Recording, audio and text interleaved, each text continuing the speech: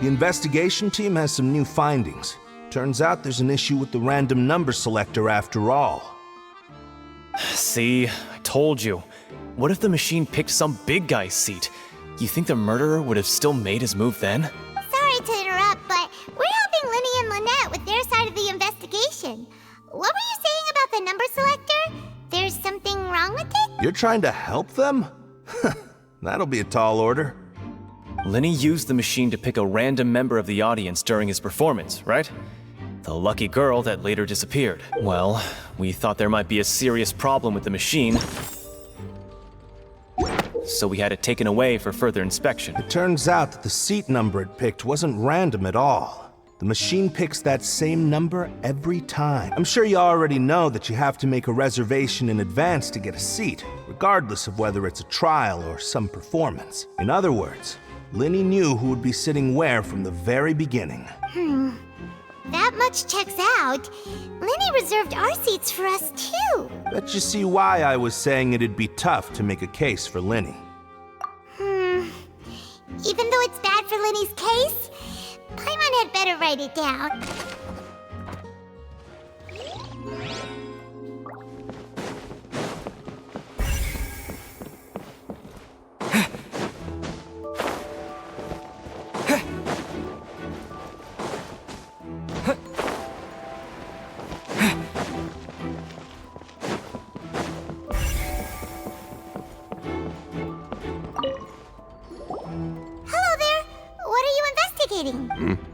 Oh, this location has also been cordoned off because the Magic Troupe members are currently considered prime suspects. The investigation team is still collecting evidence. The seats were all booked in advance, so we were able to deduce the missing woman's identity by checking the guest list. Sure, it's not like this is confidential information. We will publish it later anyway when we petition the public to help us find the missing person. Her name is Halsey. She's a painter from Fontaine who's made a bit of a name for herself. Apparently, she wasn't a regular at the Opera House, but she'd been feeling some pressure with her work lately, which made her decide to come see the magic show. The Magic Troupe members all claim not to know her. We have looked into her social connections. It seems that she has no personal grievances or conflicts of interest with the suspects. Simply put, she wasn't related to the Magic Troupe at all, which matches the features of the previous serial disappearances. Were the victims of previous cases also chosen at random? That's how it seems to us, in any case. Apart from the fact that they were all young women of around the same age range, there really weren't any other connections between them. Okay then. No need to be so formal. If you do happen to see the missing girl, please be sure to contact. It is of utmost importance that we get to the bottom of these disappearances.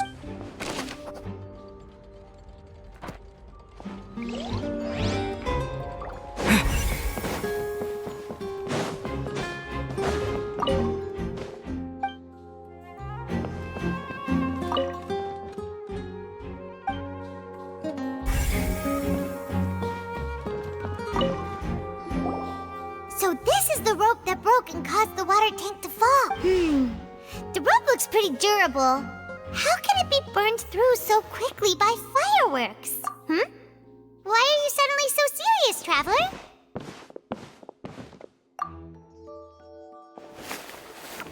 Whoa. Look! This bit is made from different material. Most of it was burned away, but there's still a little bit of it left.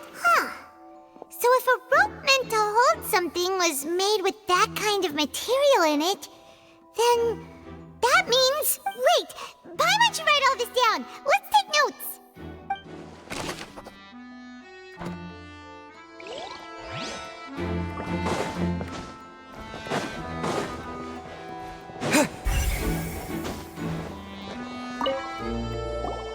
I see that you're investigating the area. Well, it just so happens that I'm interested too. If you find any new and interesting leads, be sure to share them with me, all right? We don't have too many thoughts yet. Then why don't I tell you my hypothesis first? The way I see it. And I'll start it with that loud thud. The thud? Oh, you mean the sound that happened during the countdown? Yes, exactly. It wasn't terribly loud, but I suspect that most people heard it. It's just that everyone was awaiting the results of Linny's trick with bated breath, so no one paid it much mind. But now that the incident has happened, the thud has become an important clue. makes sense. So, what do you make of it? I'm of the opinion that it may have been the sound of Linny's accomplice. Lynette, perhaps. Jumping atop the water tank or something like that. And when the pyrotechnics went off, she cut the rope, sending the water tank crashing down. But wasn't the noise we heard too loud for that? Perhaps the balance wasn't right, leading to a particularly rough landing. Oh, that's true. I suppose I must reconsider. That does remind Paimon, though. What was with that sound?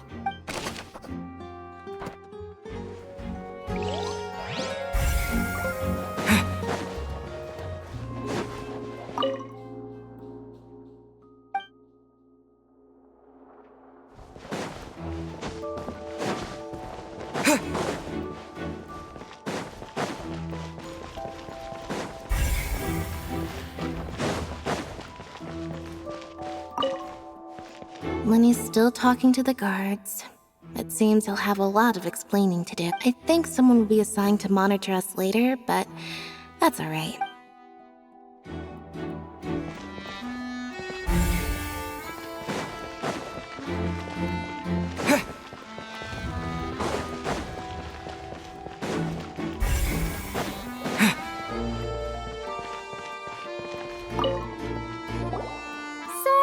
But no one can freely enter or exit the Opera House at the moment. If you wish to leave, you must register your identity with us first. No, we're not leaving. We're representing Linny and Lynette as attorneys, so we're investigating the case. Were you always guarding this entrance? Yes. After the Chief Justice gave the order, everyone coming in or out must undergo a strict inspection. So the missing girl couldn't have left from here. At least, not from that point on. I doubt there was much opportunity then. How can you be so sure? Well, because I was in charge of security near the entrance at that time. I couldn't see Linny's performance from here, which was quite a shame. Just my luck, but still, I did not abandon my post. And I stayed put no matter how loud the applause was. If someone had so much as even approached the door, I would have noticed it. Let alone if they had tried to leave. We Melazines are good at that sort of thing, you know. So, it's safe to say the girl couldn't have left through here. All right, thank you for your help. This will be useful info.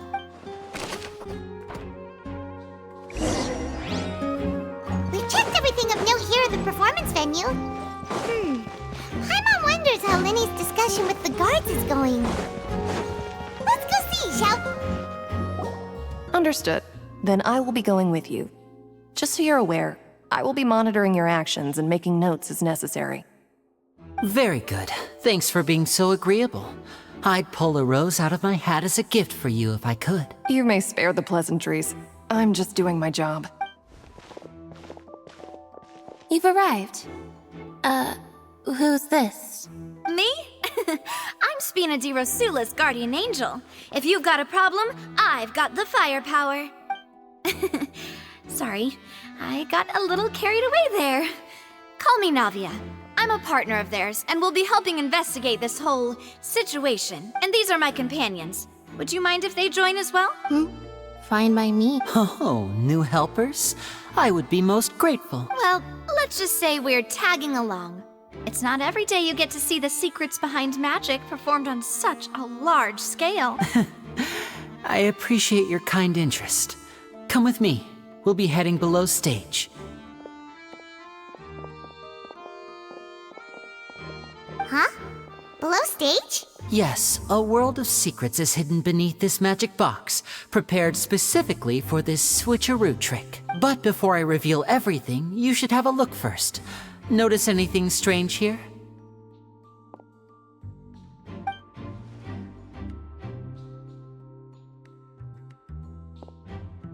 I'm not trying to be dramatic.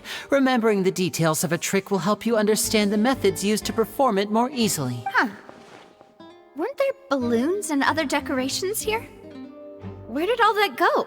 Ah, good eye. That said, you're still far from discovering the answer. The back? You mean the inside of the door? What's different about it? Paimon didn't notice anything. Very good indeed. I thought you might not be able to catch that, given that you were sitting in the first row. The back of this door was patterned. Those patterns are now gone, replaced by a smooth wooden board. So, if you put 2 and 2 together, what do you get? Exactly. All right, let's go. I'll tell you how it works as we head down. Oh, so there was a passageway under the magic box! I knew you'd figure out most of it as soon as you saw this place. The 2 magic boxes are positioned right above the 2 entrances of the tunnel. See this flatbed trolley? The box with the lucky audience member in it would be shuttled over to the other side using the trolley. This trolley can raise and lower and even rotate, ensuring that the box will face in the right direction. I see. So that's the purpose of the box inside another box. Precisely.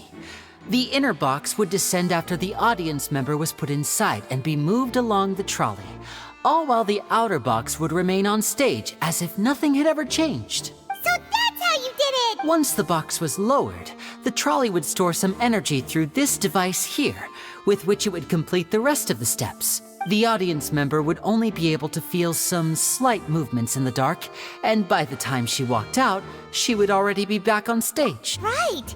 You were talking that whole time, and you even came out for a moment near the end! Ah, yes. A phonograph operated by Lynette was used to achieve that effect. My assistant and I had already scripted our conversation beforehand. When the countdown began, I had already gone to the opposite box via a tunnel using that ladder. And what about Lynette? Where was she? I was in the mezzanine space in the back of the box. Oh, interesting! That's how we were able to coordinate Linny's lines with the assistant. And by the way, I was the one who walked out of the box at the end. I mean, we are twins. All it takes is a change of clothes and no one can tell who's who. And that's my favorite part of this trick. Only Lynette and I can perform it. So that's how it all worked! Wow, every detail you revealed was more amazing than the last! Lynette would briefly walk out of the box and then go back in, jumping into the tunnel and escaping before the box on the trolley could finish ascending. And then I walk out of the other box in the audience area, and the trick would be complete. The operative word here being would. But as you saw, Cal was in the box, not our audience member. She, on the other hand, mysteriously vanished. We really don't know how that happened. If not for that interlude, this would have been an astonishing trick. I probably never would have figured out how you pulled it off. And yet, to think that someone was able to use this magic trick to commit a crime. Could we have a look around? I think we can come up with some more leads. This is the scene of the crime, so Linny and Lynette are not permitted to stay here. I'll escort them back up. Yes, of course. No need to be so strict now.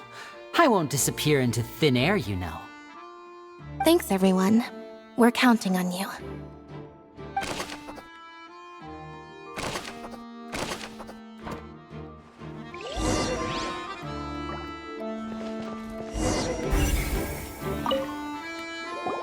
Oh, these are the clothes that the lady chosen from the audience was wearing, right? Her clothes are here, but she's nowhere to be found. Right! And do you really need to do that if you're kidnapping them? Ugh, this is so confusing. Paimon doesn't want to be a detective anymore.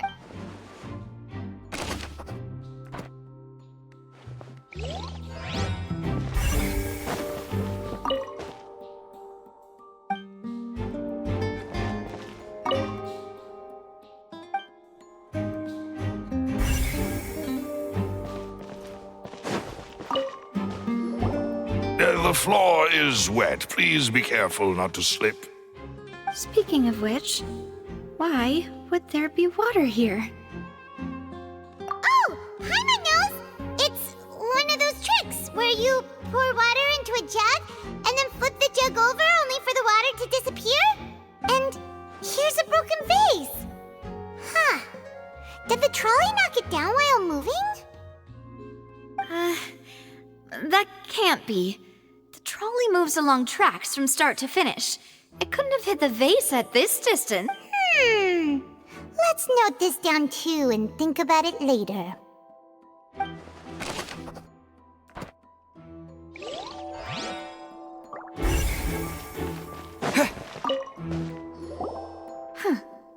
What's this? Looks like a hook tied to the end of a rope. Huh? There's all kinds of odds and ends here. Perhaps it was a prop for a different trick. But why would it have been left here? Whatever it is, let's make a note of it first.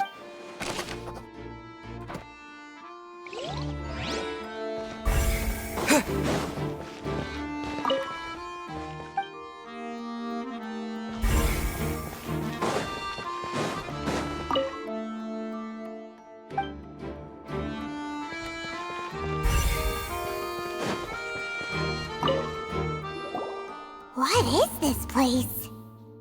It seems someone could fit through here. Could this have been the suspect's escape route? Alone, perhaps. But if they had to pull another person with them, the space would be too narrow. But there are no other ways in or out of here.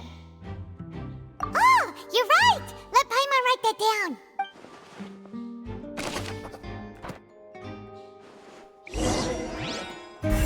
Seems we're just about done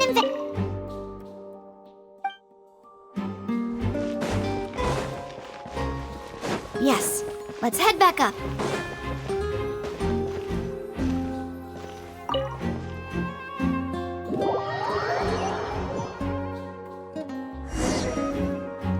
Well, we've ascertained the state of the crime scene.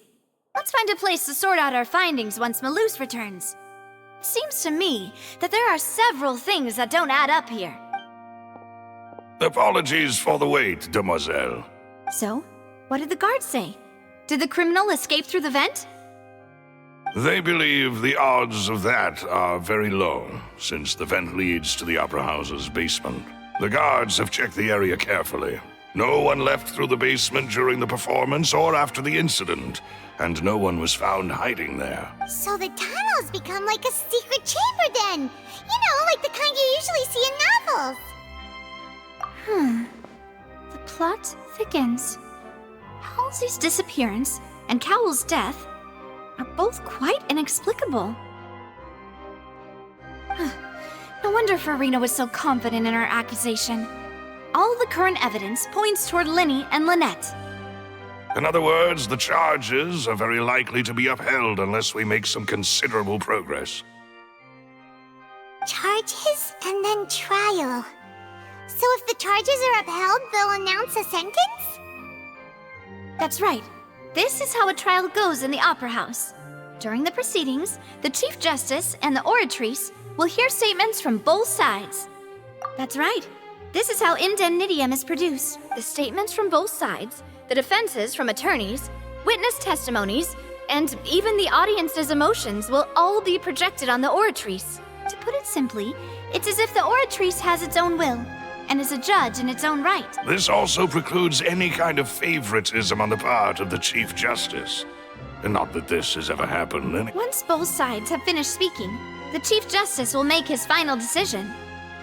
This, too, will be used by the Oratrice as a reference. Then, finally, the Oratrice will be consulted by officials. The result it returns is the will of justice itself. Huh? So that machine is the one that actually decides? Paimon thought Neverlet called the shots. In practice, there is very little difference. Both have always come to the same judgment, which is why people have great faith in the Chief Justice. Ah, yes, the guards also asked me to convey that none of us will be allowed to leave this place before the trial. Huh? Why? Because we've chosen to act as the twins' proxies. That makes us persons related to the case. They're concerned that we might be colluding with outside parties, or that we might find outside help to disrupt the case. And even if that were not so, it could prove problematic if we happen to spread key information about the case ahead of time. I'm ready to break out at any time. Whoa! There's no need for that! Paimon thinks they have a point. That said, are they providing food? Of course. I just hope you don't mind the lack of options. I'm afraid that catering to all tastes is not in the cards, nor is any guarantee of balanced nutrition. In that case, let's just sort out our findings together here. Pity. I was hoping to take you to try some of Fontaine's famous desserts, too. I mean, what better way to properly think through our findings than over some tea and sweets? Huh. Breaking out suddenly doesn't seem like such a bad idea after all. Just kidding, just kidding. Paimon will still do her best, even if there are no snacks. What do you mean, no snacks? Of course we'll have snacks. If we cannot buy some, then we'll simply make some. Huh? Here? But how? Understood, Demoiselle. Everyone, please come with me.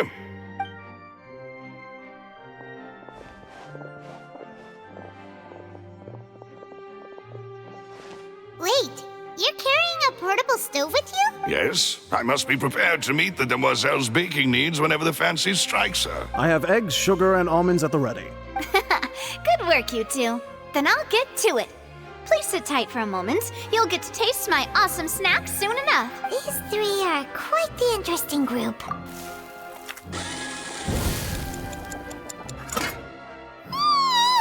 And Paimon thought it smelled good while it was still in the oven. Oh, it's even better now. Paimon can't stop drooling. From the way you had these two guys carrying all that stuff around, Paimon thought you'd have them do more during the baking process. But you ended up doing the entire thing by yourself. Beating the egg whites, grinding almonds, everything. I was applauding. And I was giving encouraging smiles. Paimon was just thinking, aren't you worried about getting your fancy dress dirty beating egg whites and baking like this? Well, I don't think it's carved in stone anywhere that fancy ladies can only read books, sip tea, ride horses, and play the piano. I just really enjoy making snacks. Don't underestimate beating egg whites, by the way. It's a real arm workout. You also need to beat them to just the right consistency, or your macarons will crack. Anyway, give these a try, fresh out of the oven. There's 3 for each of us. Only 3? Well, eating too many sweet treats might send all that sugar to your head. You wouldn't be able to think clearly about the case on a sugar rush, would you? Tea is ready to be served as well. This is Demoiselle's favorite, strong black tea with a floral fragrance that clears the mind and lifts the spirit. No need for concern, I'm merely doing as I should.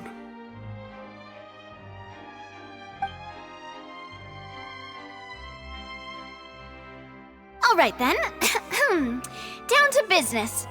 As Paimon mentioned previously, the tunnel seems to be something of a secret chamber. However, we can assume that Linny and Lynette were not alone within it. Some criminal also occupied its sealed confines. The magician twins could have committed the crimes, of course, but they lack any logical motive. Exactly! Why would they do such a thing right when everyone was watching? The flower vase and the thud we heard during the performance could indicate some altercation between Halsey and the criminal in the tunnel, resulting in the shattering of the vase, the discarding of her clothes, and her abduction. Perhaps the criminal thought that since she was chosen from the crowd, she would be too easy to identify if she was still wearing the same clothes. Paimon thinks that makes sense, but the real trouble is... True. None of the clues we found thus far support the existence of this third person. But the only people left to consider are both technically victims, whether it's the missing girl, Halsey, or poor Cowl. Huh. Could Halsey have secretly made modifications to the magic props in order to murder Cowl before making her escape? That's right. And even if she had tampered with the setup, she would need to understand the entire trick to pull it off. Nor does she have any motive. The guard said that she has never had any dealings with the Magic Troop's members. Were we not thorough enough in our search? From the sound of things, this is turning into an impossible case. Your macarons are amazing though, Navia. They smell great! They're nice and crisp and super sweet! They are my specialty after all. And I see you've already had 5 of them. What? 5? Oh, that can't be right. Paimon only counted 3, honest! Please don't worry about it. At my age, a few less sweets might actually be a good thing. No. Being greedy is one thing, but Paimon knows how to count. Besides, Paimon knows that if she ate too many, then others wouldn't have enough. Wait, even you don't believe Paimon? How could you? If Paimon ate those 2 extra macarons, then may they turn into stone in her stomach! All right, we get it. Well, I suppose one of us might have gotten too engrossed in our chat and eaten them by mistake. No big deal. Malus, set up the stove again if you would. Huh? What are you doing? Making sure everyone gets 3 macarons, of course. Exactly. We don't want to trouble you. As you wish, demoiselle. And I have the egg, sugar, and almonds. Well, this really is your hobby, huh?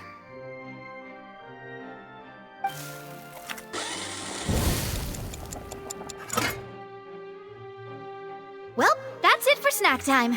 I'm going to have another look around the area. I don't know what we're looking for yet, but we've still got some time. As attorneys, I suggest the 2 of you think the case over again. It would be awkward if you got all tongue-tied on stage during the trial. All right, thanks for your help and for the snacks. It was nothing. A small task for the Spina di Rosula. Silver, Malus, it's time to go. I'll be back if I find anything new.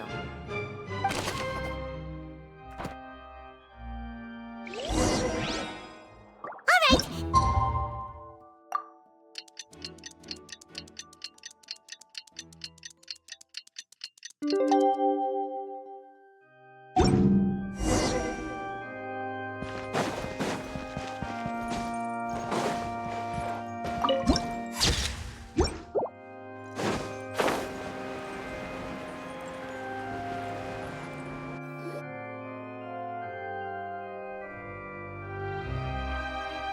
Do? The whole situation is so confusing. Good plan. Impossible things don't just happen. We'll get to the truth one way or another. Just relax. Even if everyone else suspects Lenny and Lynette, at least we will be supporting them from the stands. Besides, I doubt Farina understands any more about what happened than we do. Thanks, Navia. Well, we'll be going then. Best of luck to you.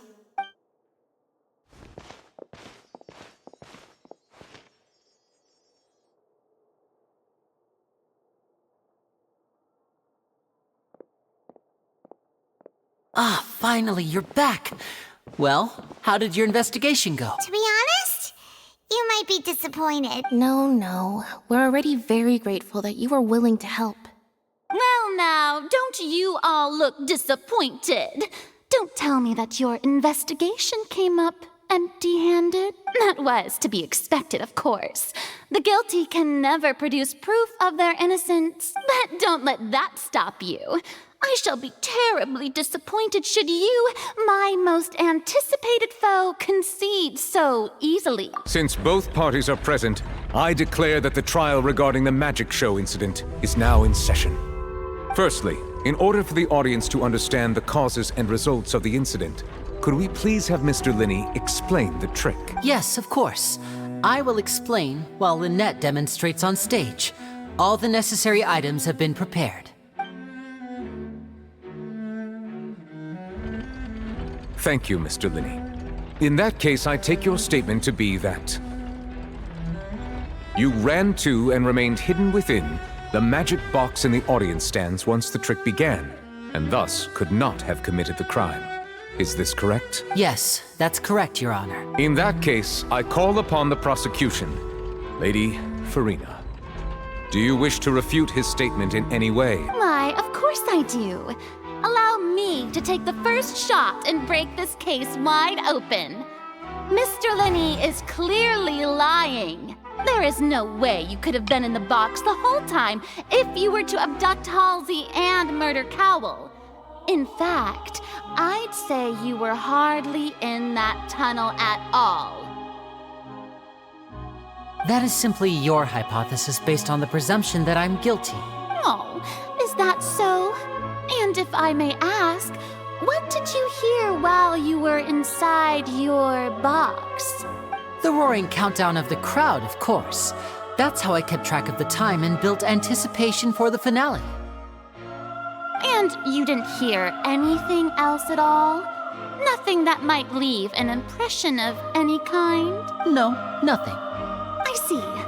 But when the count reached 30 seconds or so, there was a thud. One so loud that I believe practically everyone heard it. Huh? Hey, hang on. Something's not right here.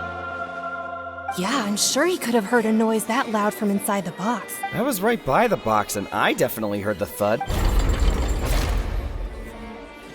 Look at those scales. Could those mean... Well then, ladies and gentlemen, allow me to use the words of the magician himself. You never know what can happen in the blink of an eye. Of course, I have armed myself to do far more than smash your alibi. Confidence cannot go unfounded, and my foundations are rock solid. Tell me, aren't you and Lynette actually from the House of the Hearth? The House of the Hearth? No wonder they did something like this. So the serial disappearances were the Fatui's doing. Now it all makes sense. I've got a feeling that what happened on stage probably wasn't just an accident. That's irrelevant. Our identities have nothing to do with what happened. Indeed. Then perhaps you could tell us everything that happened during that 1 minute. Your first priority is to prove yourself innocent after all.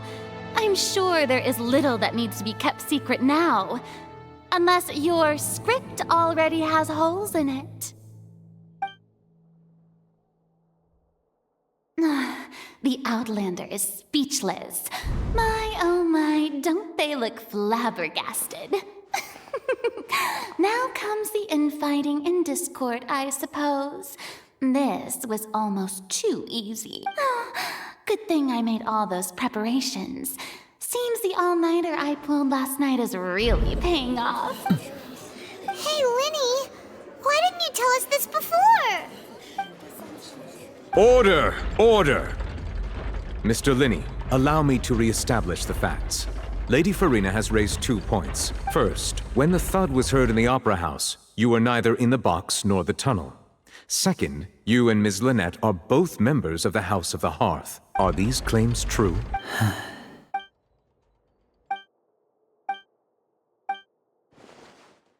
Please answer my question, Mr. Linney. I'm sorry. Yes, they're true, Your Honor. I knew it! Well, that's it. We might as well move on to the sentencing already. What should we do now? Granted. In that case, what is your request? Is that really necessary? They're already as good as guilty. The defendant deceived their own attorneys. What is there left to discuss?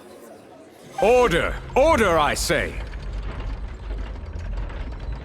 Your request is reasonable, and we shall adjourn. This trial will reconvene in 1 hour. So you would stick to Mr. Linney's defense even after knowing what you do now? You certainly have more professionalism than I thought. In that case, my dear audience, let's allow the joy of victory to steep for a little while longer.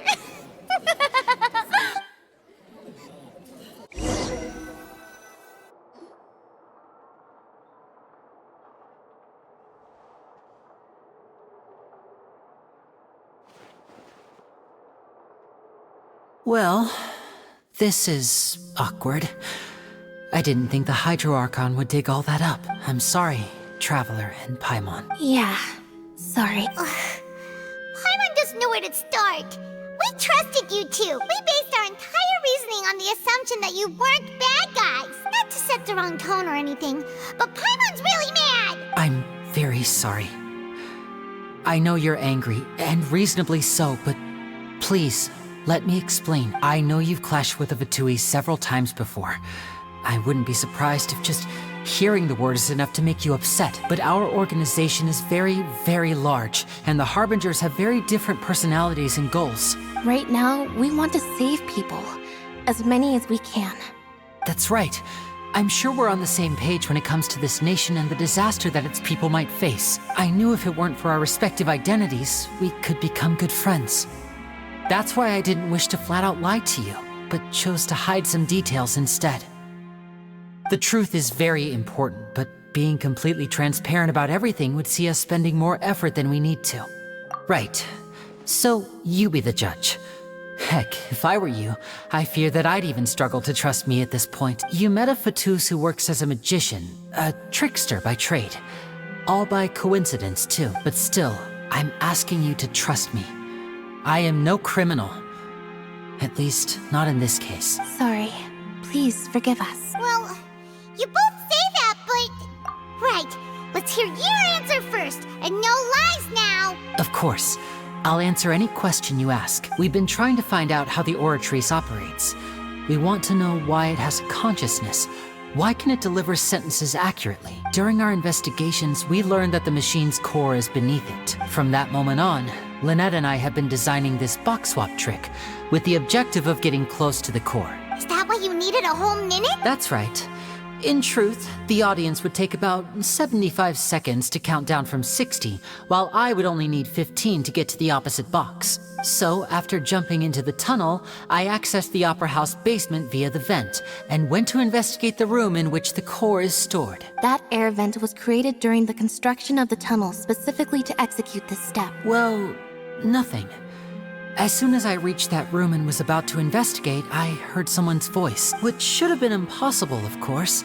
I was quite certain that I was the only one in the room. That voice seemed to recognize me and tried to speak to me. I chose to err on the side of caution and retreated the way I came.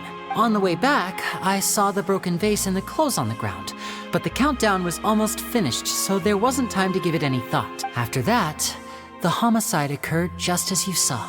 Well, that explains why you didn't hear the thud. Because of that prophecy I told you about, of course. We must know all we can about this nation's secrets in order to deal with that prophesized crisis. That's the only way we can save everyone. So, there you have it. The whole truth. I swear, I didn't hide anything from you this time. It was never my wish to proceed under this cloud of mistrust either. But like I said earlier, you can be the judge. If you want to leave because you don't trust the Fatui, there's nothing I can do to stop you. Well, Traveler, you decide. Paimon will follow your lead however you choose. Okay, thank you. Thanks for giving us a chance. The current problem is that the scales are tipped pretty badly against you two. If we want to refute the Hydro Archon's accusations, we're gonna need a seriously watertight defense. Huh? Oh, Paimon thinks she gets what you mean.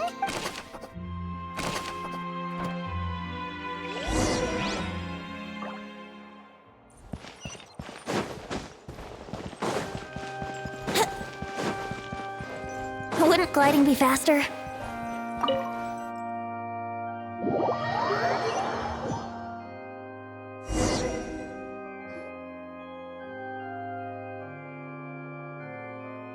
Both parties have returned to their positions. Let us continue the trial. When last we left off, Mr. Linney acknowledged the new evidence presented by Lady Farina as fact.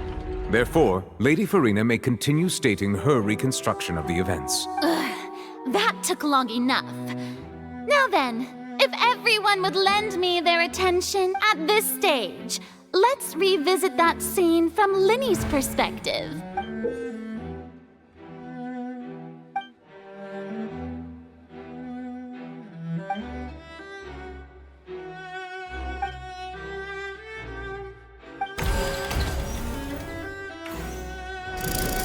Countdown began, he entered the tunnel.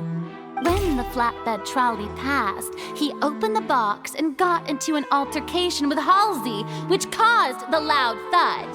He did not realize that this sound could be heard by everyone in the Opera House, which is why he claimed earlier that he could not hear the sound. Finally, he used the vase to knock her out, before making her change clothes to prevent others from recognizing her. At this time, Cowell arrived in the tunnel, having heard that strange noise, and caught Linny red-handed. So Linny proceeded to knock him out too before stuffing him into that box. Afterward, Linny passed the unconscious Halsey to his accomplice through the magic box in the audience stands, before operating the devices such that Cowell's death would be ruled an accident. And there you have it. That's the truth behind what happened. Does the defendant's side have any objections to Lady Farina's description of the... The key to refuting Lady Farina is the order of events, what Linny experienced, and what he saw.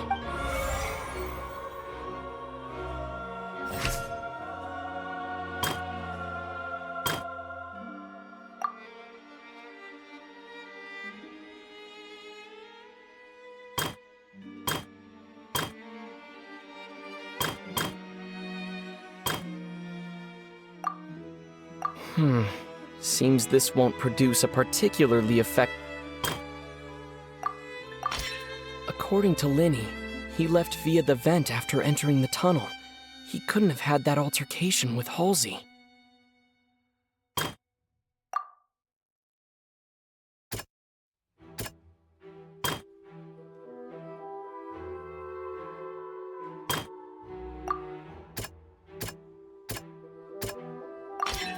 Linny went to the room that contains the Oratrice's core.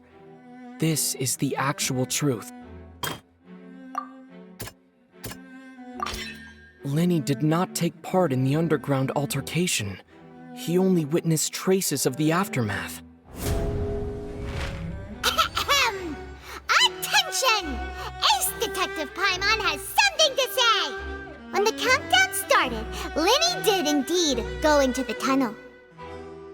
But he immediately used a vent to access the Opera House basement, which is where the underground core of the Oratrice is stored. Once he reached that area, he heard a voice in what should have been an empty room. Since he felt something was amiss, he returned immediately. The crime scene had already developed by the time he reached the tunnel again, and in order to complete the magic trick, he did not remain there for any length of time. Finally, he reached the surface, and that was when the accident happened from his point of view. Therefore, he's innocent!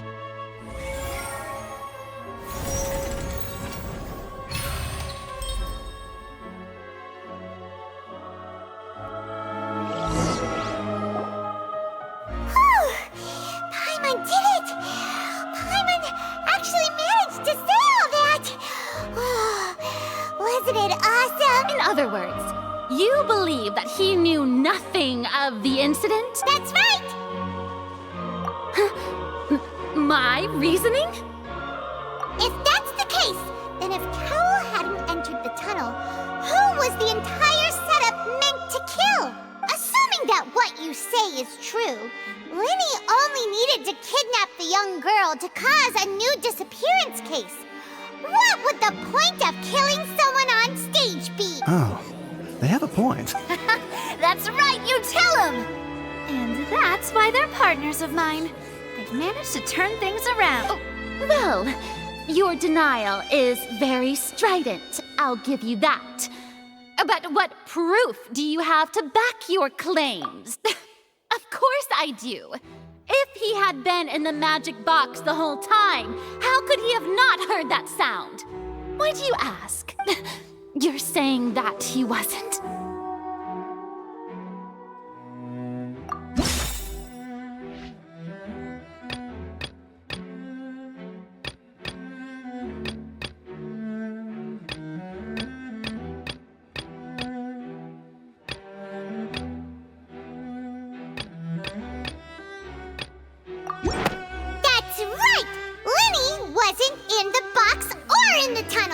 That's why he didn't hear anything strange during the performance. This means that when the crime happened, Linny had already entered the basement via the vent. The same clue you used to disprove his alibi has now become the best proof! Ha ha! How do you like that? Well played. To think you'd use such logic. Well then, if it wasn't Linny who committed the crimes, then who was it?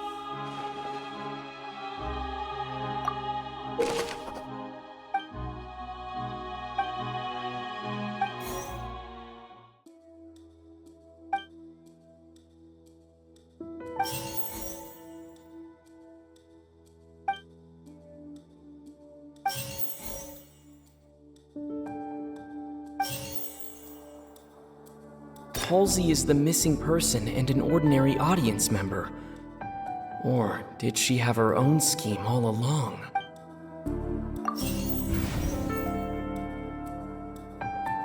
The deceased's name is Cowell, Linny's assistant. Could there have been a third? The deceased's name is Cowell.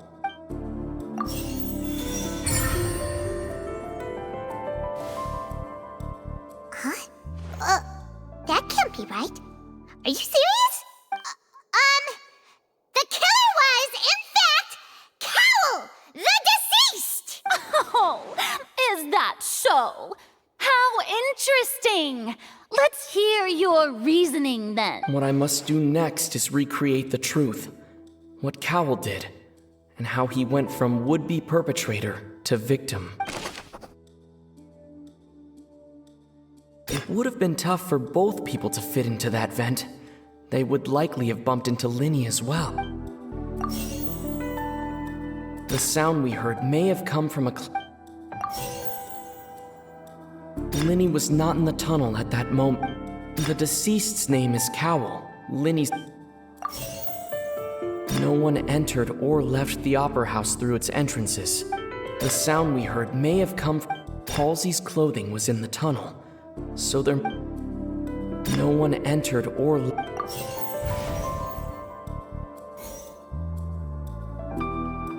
No one entered or left... Halsey's clothing was in the tunnel.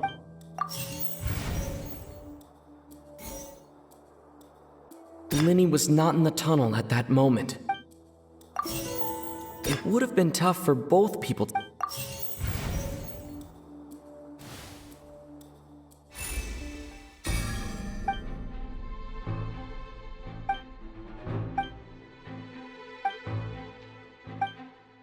What's wrong, Traveler? Are you still having trouble figuring things out? I see how it is. So this was all just a bluff. And here I thought you had something to show for it. But it seems you're still far from the truth. Look, since we're at a dead end, why not consider a different track? Just like the trick as it transpired, the end result must have been utterly different from the magician's initial design.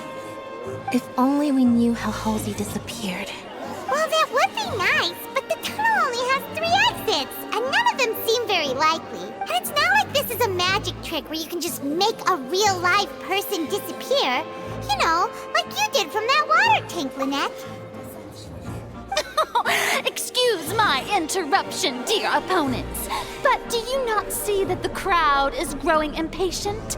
There is no greater sin in this opera house than an awkward delay in the performance.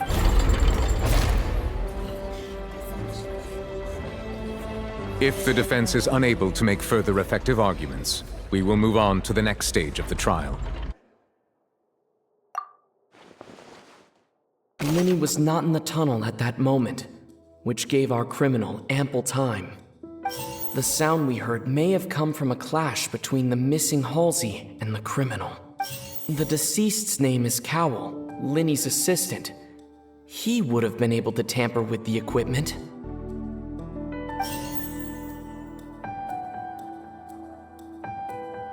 It would have been tough for both people. The vase was not broken by chance. It was...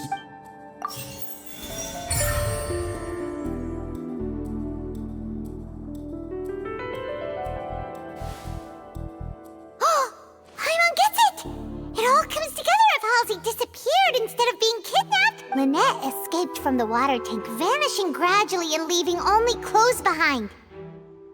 If there's a similar method where a person could be transformed into water. Oh, just a moment, please. I do hope you know how preposterous you sound at the moment. How could a person ever be transformed into water? This is reality we're talking about here, not some magic trick. Must we really? I should think that of anyone. Your friend Linny already knows this truth very well. Magic tricks are ultimately just illusions and misdirection. But Halsey's disappearance is very real.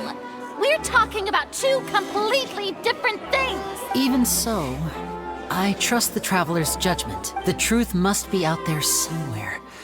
Perhaps some new line of reasoning may open if we try to gather all the focal points that don't make sense. Since Cal was the deceased, we haven't placed much attention on him. But given that we aren't making much progress with the case, it wouldn't hurt to have a look at his belongings, would it? People really do come up with all sorts of harebrained schemes when at the end of their rope. The way I see it, your suggestion that we broaden the scope of our investigation is nothing but a tactic for stalling the trial. Nevertheless, I believe that this is a reasonable request on the part of an attorney.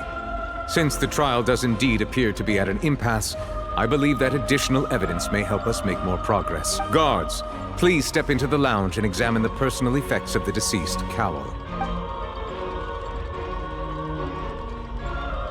We are still examining the items, but we have already made critical progress that we feel must be shared with everyone post-haste. We discovered several test tubes of fluid within Cowell's baggage, each labeled separately. The notebook in his backpack claims that these fluids are water from the primordial sea. The primordial sea? The note's contents also indicate that Cowell belonged to an organization that sells illegal drugs and that he had an accomplice. The notebook has many entries concerning safe usage of these fluids, in which the keyword dissolve appears many times. One of these tubes was labeled Opera Epiclese, along with yesterday's date. It is empty. The notes also state that these dissolution properties work exclusively on people from Fontaine. It's likely that Halsey was chosen as some sort of test subject. As such, we believe that the defense's hypothesis is, in fact, supported by sufficient evidence. You've got to be kidding! People dissolving into water? Could something so ridiculous actually be true? Wait a moment. This reminds me of a certain prophecy, but it's just a coincidence, isn't it? Huh. If people can become water, does that mean that the water tank's real use was as a means to hide water stains?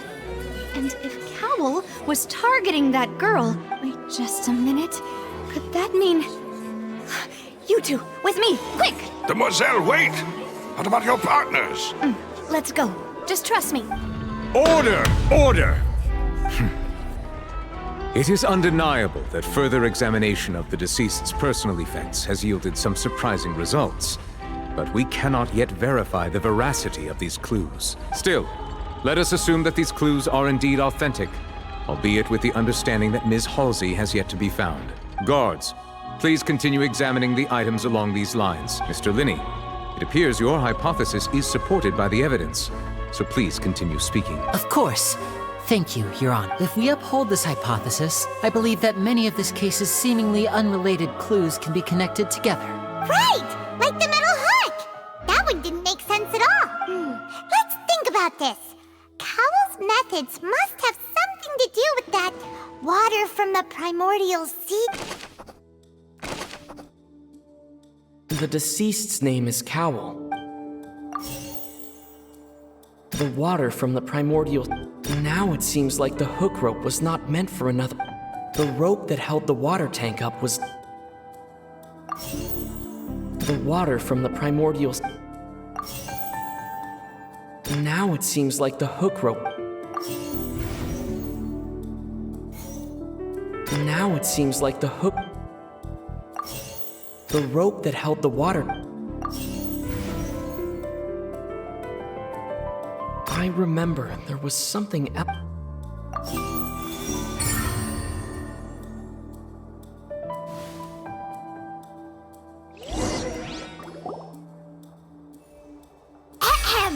It's Ace Detective Paimon's time water tank rope, and the number selector securing his target. When the magic box containing Halsey was lowered, the metal hook would retract gradually and pierce the balloon at the top of the box. When the balloon attached to the box popped, the water from the primordial seed inside it would pour down and dissolve Halsey. Afterward, Cowl would enter the tunnel and break the flower vase to conceal the water inside the tunnel, with the remaining evidence being covered up by the water tank on stage. But he encountered something unexpected in the tunnel and wound up being fatally hit by the same water tank he meant to use to cover his tracks. Huh. That does make sense. That actually links together a lot of the more confusing pieces of evidence. Oh dear, what do I do? Even I think they sound convincing now. Have I falsely accused an innocent person? What a humiliation. Now, it seems like the only point of contention remaining is the exact circumstances that led to Cal's death. His notes mentioned he had an accomplice who could be related to the situation. On that note, the guards have just contacted me indicating that they uncovered new evidence. I shall now invite him on stage to share it with us. Thank you, Your Honor. We were just inspecting the luggage of the other people involved in this case, and we found an identical sample of the water from the primordial sea among Linny's personal effects. What? That can't be. I see. Well, how wonderfully comedic to have your own counterattack only to come back and wound you. Does this not clear all doubt, my dear citizens? My loyal audience, allow me to present my reasoning and bring this performance to a swift close. Linny did not need to take part in the dissolution of the young woman at all. Indeed, he did leave the scene via the vent, having made modifications to the props beforehand. His accomplice Cowl then caused Halsey to vanish using the water from the primordial sea. But upon his return, in cruel avarice, Linny desired sole credit and prepared to do away with his partner in crime. Ultimately, he knocked Cowl out, and the tool meant to cover the crime up also became a murder weapon. Now, as much as I regret having come to such a viciously straightforward conclusion, it does seem that the famed Fatui is quite the cold-blooded and ruthless organization. Am I right, Mr. Linny? We've used up all the evidence we collected. There's no way for us to make a rebuttal here. Is this the end of the road? Oh no! Paimon can't think of anything either. It doesn't look like there's any way around this. Seems using the water as new evidence was too good a move.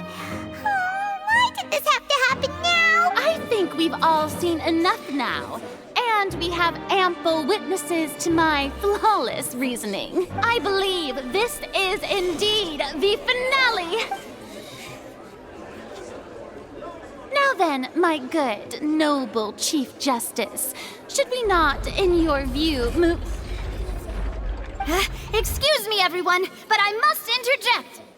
Miss, I must ask you not to shout and to respect the ongoing legal proceedings. Oh, come on. Don't be hasty. I have a good reason for interrupting, you know. Now, would anyone here like to take a little break from all this debate and see a little magic? I'll show you an amazing trick. One that can bring a young woman who has disappeared back in the flesh, right before your very eyes. Please, do the honors, Mr. Linny, if you would be... What in the world is she saying? No offense, miss, but miracles like that are beyond my scope as a magician. Come on now, don't be silly. Magic is all about misdirection, isn't it? It often conceals the truth while presenting a fascinating illusion. But once everyone believes the illusion, can't magic reveal the truth to them once again? And wouldn't such a trick be the most marvelous finale to today's performance? Come on, Lenny and Lynette. Give it another go. Don't worry. Spina di Rasula has made the necessary arrangements on your behalf. But as the magic makers and stars of the show, I think I should leave the final performance to you. I understand. And voila!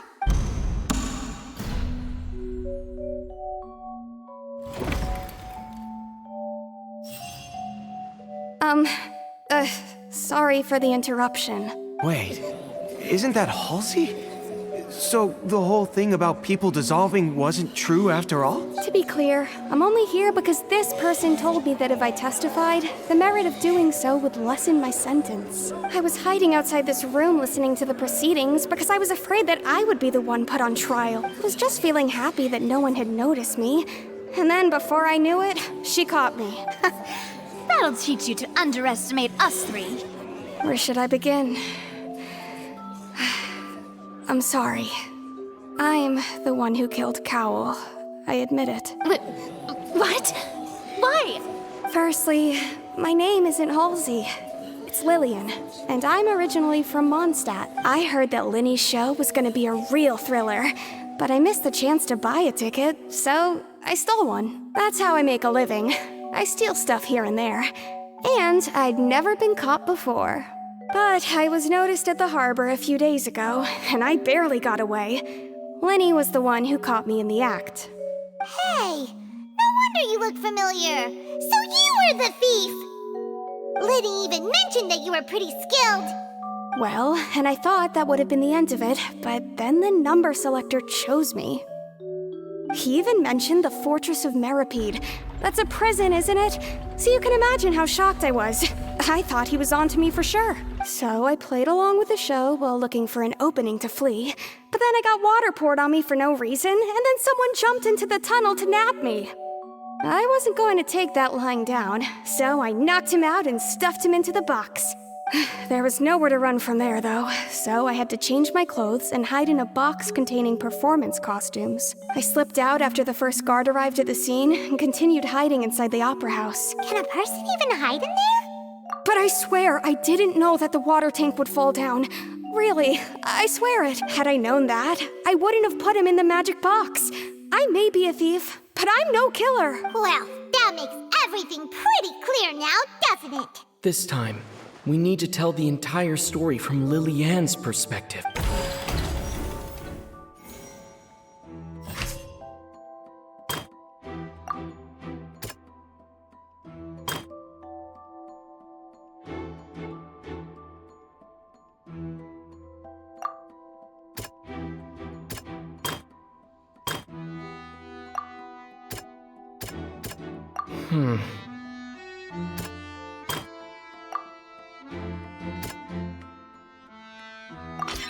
The strange sound wasn't from a fight. It was Lily-Ann's attempt to break out when she was frightened.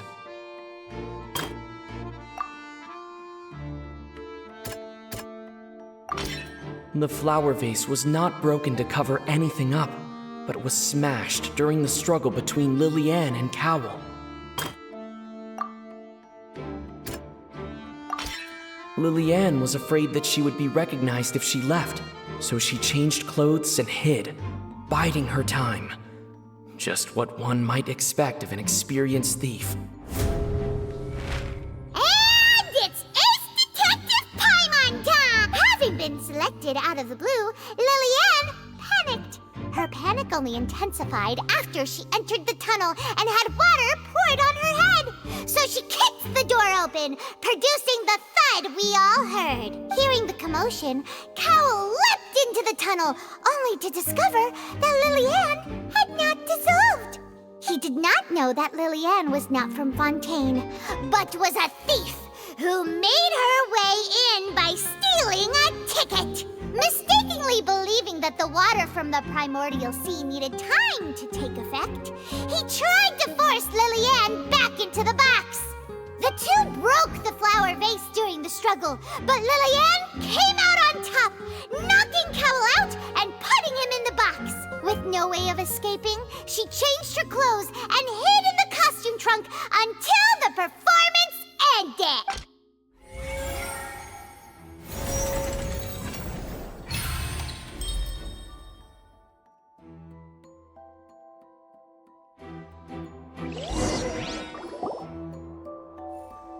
She knew that she would have to go through guard inspection if she tried to leave afterward. So, she has been trapped in the Opera House these last 2 days. She had already become desperately hungry by the time we were chatting over macarons. So, she swiped 2 of them right under our noses. Talk about a sneaky thief. At this point, all the events that happened in the tunnel have now come to light. Ah, so that's the whole story. Bravo! Bravo! Now then, Lady Farina, do you wish to speak against the defense's statements? Please answer the question, Lady Farina. Also, if I may add, the trial has not yet ended. As such, I request that the prosecution not leave the room before the proceedings have concluded. What? Are you reading my mind now? No, I have no further arguments. I admit defeat. But really, could you at least have left me with some dignity? Wow, look at that! She's like a deflated balloon now. If there are no objections, then as the Chief Justice of Fontaine, I shall once again repeat the full sequence of events. The actual perpetrator of the serial disappearances, Cowell, selected his next victim from the audience reservation list. With some modifications to the selector, he could ensure that the pre-selected young woman would be chosen. To cover up any evidence while committing the deed, Cowell thought of allowing the water tank to fall, which would conceal the water left behind after the young woman was dissolved. He also tampered with the rope suspending the water tank, using the fireworks at the end of the performance to cause the tank to drop and hide the watermarks. He poured the water from the primordial sea into a balloon during the preparation of the magic box and stuck it to the box's lid. Finally, he passed the prepared hook on a rope through the gap in the magic box's door when bringing the young woman to said box. When the magic trick officially began, the box containing the woman was lowered into the tunnel, tightening the hook rope and bursting the balloon containing the water. If all had gone to plan, the young woman would be dissolved at this time. However, Lillian was not from Fontaine and thus fled the box with a loud noise. Realizing that there was trouble, Cowell entered the tunnel and met Lillian. Thinking that the waters had not yet taken effect, he decided to proceed. However, his opponent was more capable than he thought, and he was overcome, knocked unconscious, and placed into the magic box, and thus became his own final victim.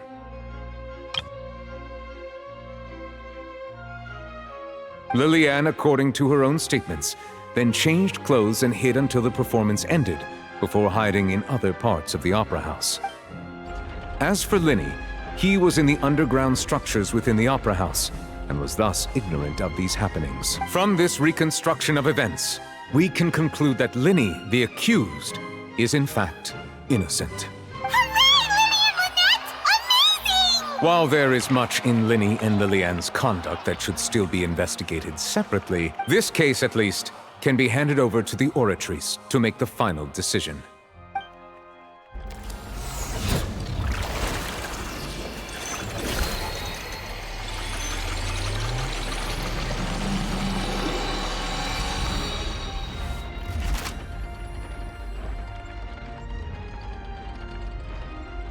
As such, Linny and Lynette are officially declared not guilty.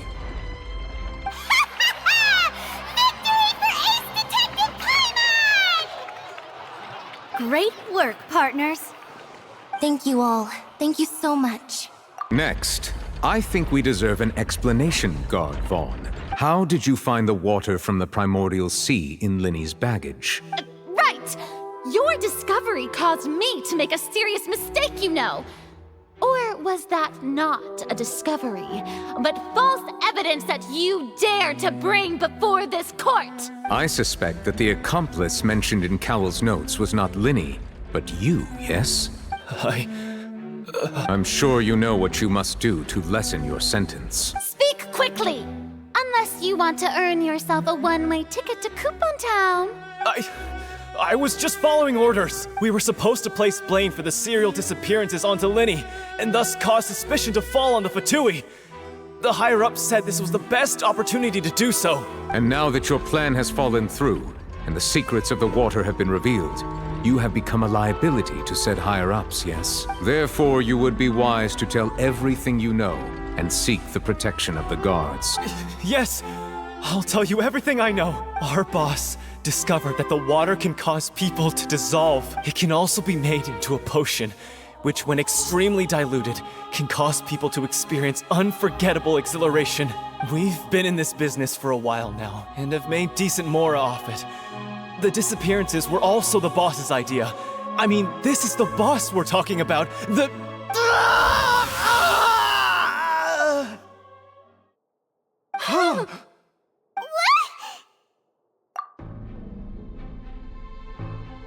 And now he can no longer talk. Such ruthlessness. I shouldn't have expected any less of them. An outrageous act. All present, please submit to inspection immediately.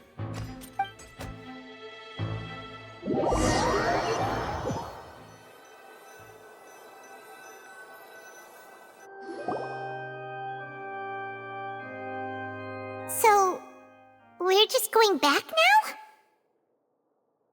That's true, but... Traveler, Paimon, please wait. Linny... I know you may not want to speak to me right now. Maybe you don't even want to look at me. But still, let me thank you again for defending me to the end, even after you learned that I'm a member of the Fatui. I guess. But regardless, I'd like the opportunity to set things straight. I didn't approach you with any ulterior motives or ill intent. I've spoken to you as myself, just plain Linny this entire time. As for why I'm a Fatus, it's because the goals of the House of the Hearth align with those of an orphan like me. That's all. That was how Father, who you might know as the Knave, approached recruiting us back then too. The Knave? The one who controls the House of the Hearth? She's your father? That's right. And since we're here, I was wondering, would you mind hearing a story? It's about my past. Back when our parents first died, Lynette and I were left wandering the streets. To survive, I took to surreptitiously observing an older street performer who did magic. It took me several days to figure out how he pulled off his amazing tricks. I took my sister through several streets until we found a crowded corner, and we began to perform magic tricks there. To my surprise, we proved to be pretty popular, and we could at least stop worrying about where our next meal would come from for a time. But I didn't want my sister to remain a street rat together with me forever. Before long, an aristocrat came to me and claimed that he wished to take us in after watching my performances. So you went from orphans to nobility just like that? That was how we felt at first too. As if fate was on our side and we could say goodbye to those painful days. But I gradually discovered that while we were called foster children, he was really after my talent for magic tricks. He would constantly take me to all sorts of banquets to garner attention, which he would then use to expand his social circles. That doesn't seem too bad either. Better than roaming the streets at any rate. It took a while for me to realize just how dark his heart really was. After one particular performance at a banquet, I discovered that Lynette was not on the same return vehicle as me.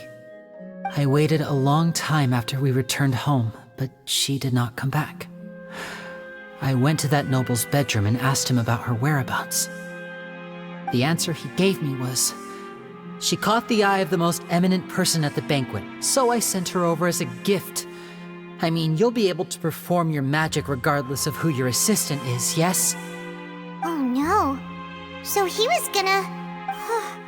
But wouldn't Fontaine's laws deal with such people? As far as outsiders are concerned, this is a relationship akin to adoption or foster care, and they have their ways of escaping the eye of the law. I managed to ferret out the location of the mansion of that so-called eminent person and hurried through the night.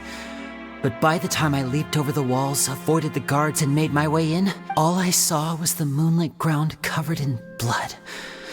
And the knave standing there in the darkness. So, she'd already taken care of that guy. That's right. She had rescued my sister before she could come to any harm, and had even discovered several girls hidden in a basement, all of them orphans. Father, the knave, might have seen something in me, and so she made me an offer. The House of the Hearth welcomes you, for your interests align with ours. Here, none will ever betray you. Indeed, betrayal shall never be permitted here. I was hesitant to trust her.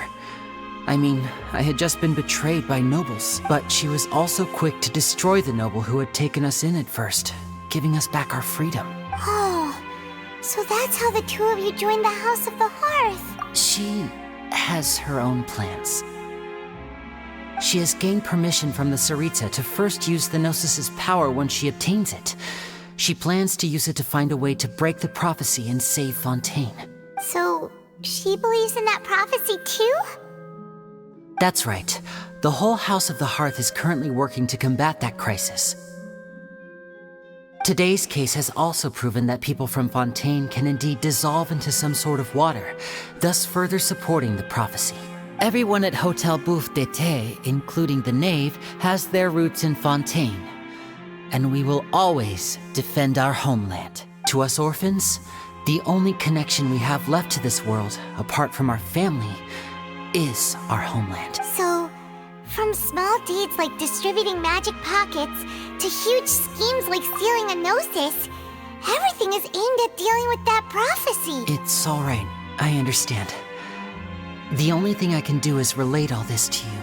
I just hope you can understand that even as a member of the House, I have never stopped making my own decisions, and that I believe what I'm doing is right. If you should need anything at all in the future, feel free to find me. I will do my best to help you, as plain Linny. Bye, Linny!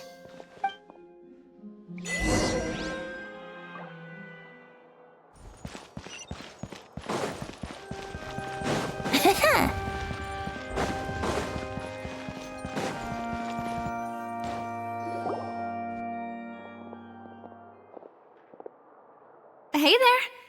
What was with the disappearing act you pulled right as the trial ended? Were you looking for us, Navia? Well, this whole thing isn't exactly over, is it?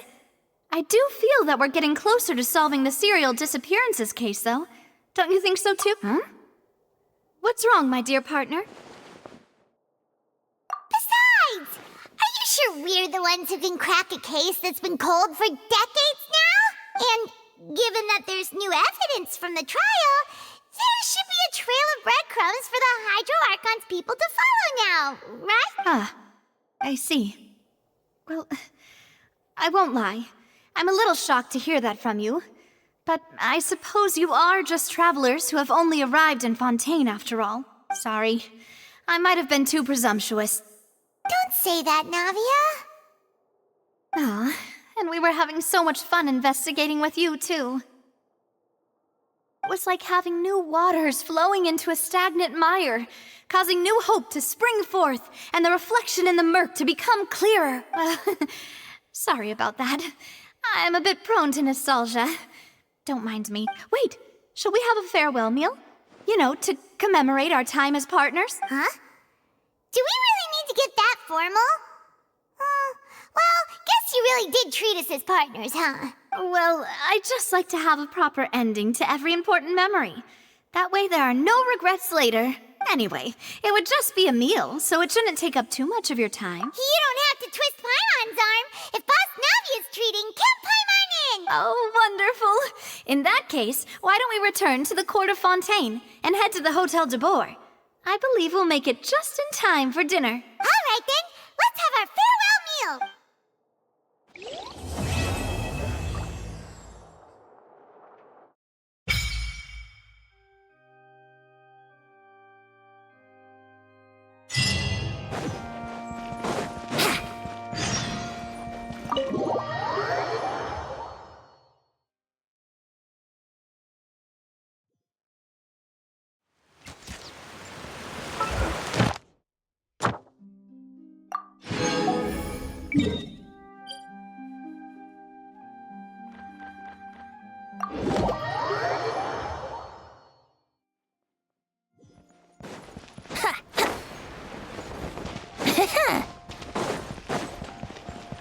Add